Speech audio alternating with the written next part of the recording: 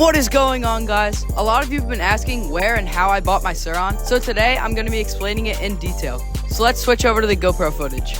A lot of you have been asking where and how I bought my Surron. If you haven't noticed already, I did buy it used off Facebook Marketplace. And I personally think that this is the best place that you can buy a Surron. But there is a lot of aspects that go into it because you do have to be safe to not get scammed on Facebook and other things like that. But before we get into it, YouTube, I am a trained professional on a closed course in Mexico. Now, the first thing you want to do when looking for a Surron on Facebook Marketplace is really look at the price, because if there's a Surron listed for $1,000 and it sounds too good to be true, it probably is. A normal stock used Surron should go for about between $3,200 and $3,800. That can be a steep price for some people, but I promise you it's worth it. Surrons are so much fun and they're super useful. Now, the next thing that I usually look at is look at the photos and the description. See if it has any major issues, because I really wouldn't buy a Surron that doesn't run or has any major issues. Also, you never know if they could be lying and if there's other bigger issues going on. So you really have to be smart and patient with what you're looking for. One of the other benefits of buying a Surron used is they usually come with a couple basic upgrades.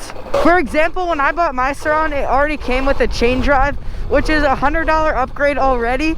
And chain drives are also a pain in the butt to put on, so I was super happy when I realized that this already had one. Another thing you want to look at is the location of where the bike is being sold. You really want to make sure that you're going to be willing to drive the distance that they're selling it from before you start shooting them offers or anything like that. And personally, I try to stay away from major cities because I don't want to be meeting up in a city to buy a bike. Again, that's kind of personal preference though.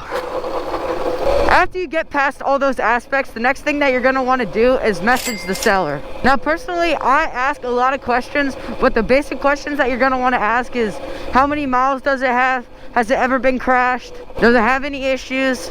What upgrades does it have? And other things like that. Don't be scared to ask a lot of questions because you're paying a lot of money for this, so you want to make sure that you're getting the right thing. The other thing I like to do to make sure that the listing is legit is ask for very specific photos.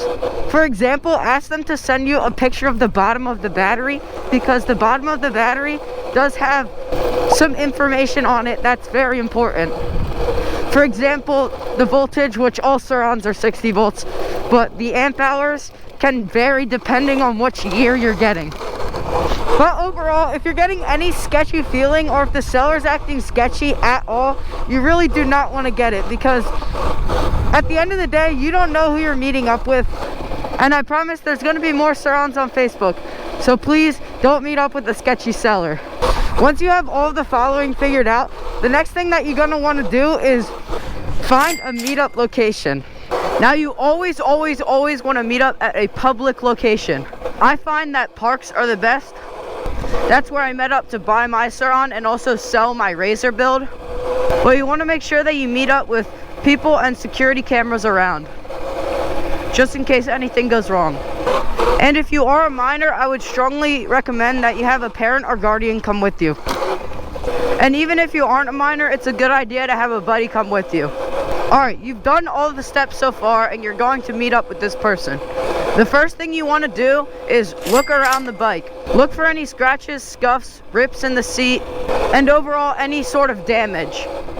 Your goal is to get the bike for as cheap as possible. So if it has any of these things, don't be afraid to take money off, because these issues are going to cost you money in the future.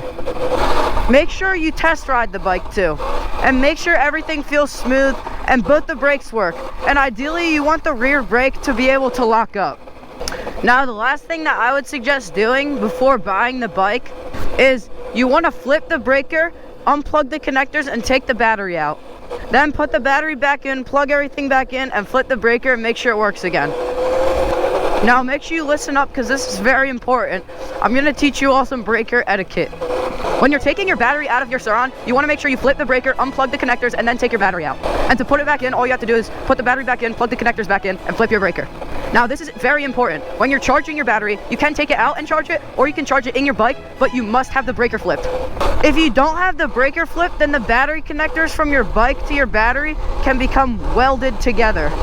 Now this is not only very hard to fix, but it can be very expensive if you have a professional do it. So why I say to take the battery out when you're buying the Surron, make sure that the battery connectors aren't welded, because that is super bad. Now if you've done all these steps, give the seller your money and a firm handshake, and congrats, now you have a Surron. Now put it in the back of your truck bed or your mom's SUV and go home and enjoy riding. And remember, always be careful. I hope this guide was useful to you, and let me know any of the questions you have down in the comments below. But with all that being said, I'll see you guys in the next one.